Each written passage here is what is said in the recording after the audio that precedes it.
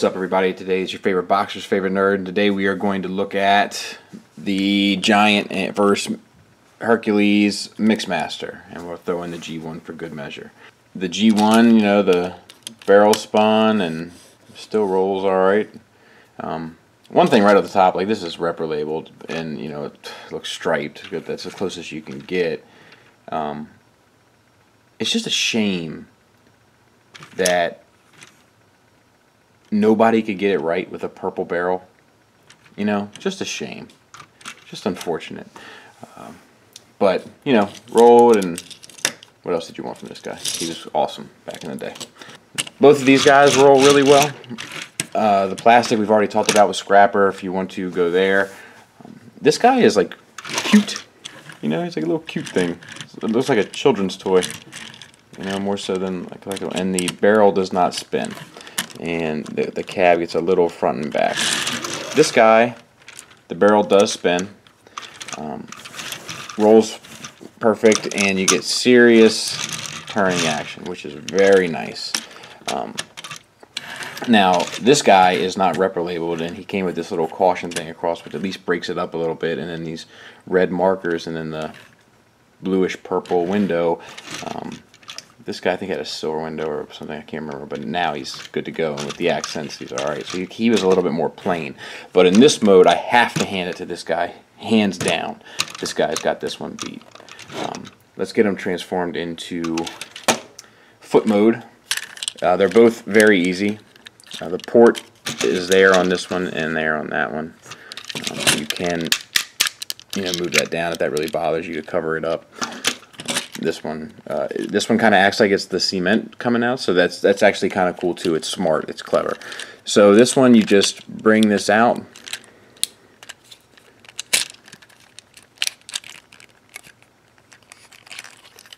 and there you go, good to go. And it's on a ball joint here, and then you get the ankle tilt there, or yeah, the tilt, not the rocker. So, effective, quick, smart.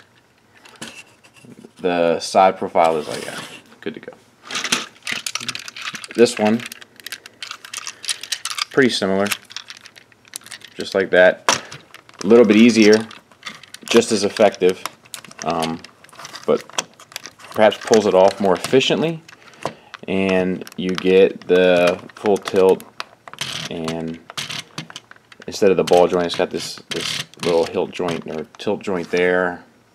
I guess it's a hinge, and good to go. This one was actually really effective for his day too, and it just did like that, and there you go. And the three of them together for good measure, like that. So let's get this one transformed. I gotta say, this is my favorite one of the Maketoys bots. So bring that down. This is a very tight, this tab in there makes the construction of this, so to speak, very tight. There you go. Let me see if I can still remember how to do it.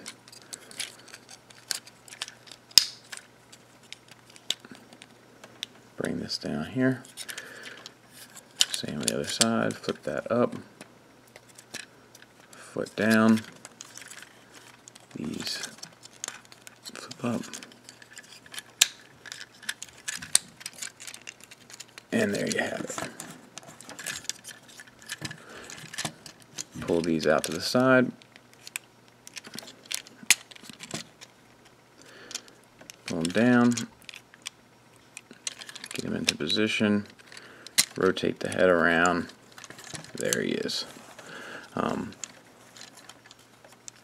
Articulation on this guy. You know, I gotta say,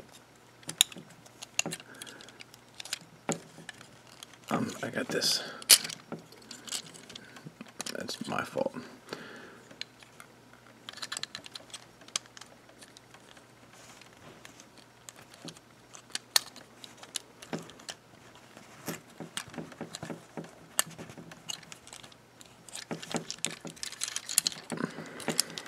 This there's an extra piece in there that I didn't extend all the way, which is right there. And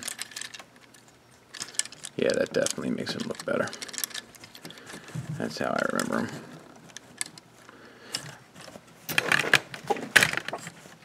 So articulation wise, head is on a swivel, shoulders hinge up and down here. Put these down. Up and down here, you get a little bit, swivel in and out for like a butterfly joint, and they're on a ball joint, so it's super articulated. There's a bicep swivel here, but it's very tight. And then an elbow with a ball joint. So it's a hinge with a ball joint, getting you everything you want there. Nothing for the wrist. Same on the other side. Ball joint for the waist. Hips are on ball joints. Thigh swivel. Knee, get you back that far, so very good.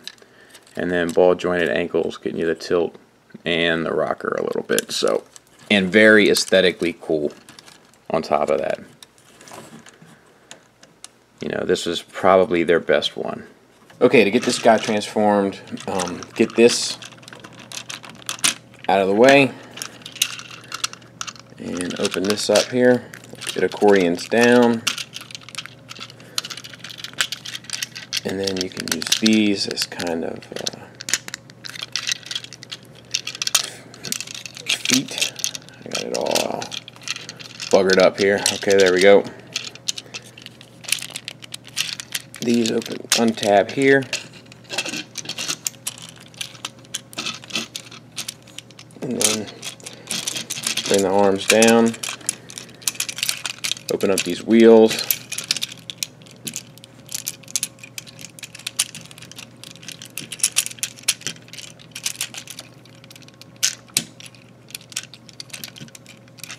You can do whatever you want with those. There's a couple different options. Pull the head up. This accordion's back. And you can fold that down.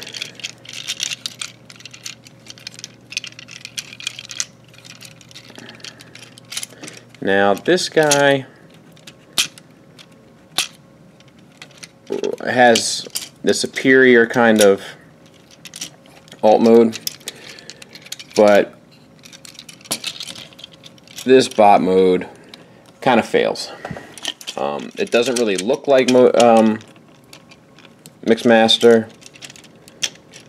It doesn't feel like him. It just doesn't do anything quite like him. Well, let's talk about articulation. Head is on a swivel, and this kind of hinges as well. Shoulders hinge here and swivel here. Bicep swivel, elbow getting you a little bit past 90 degrees. Nothing for the wrist. Waist swivel. Universal joint for the hips.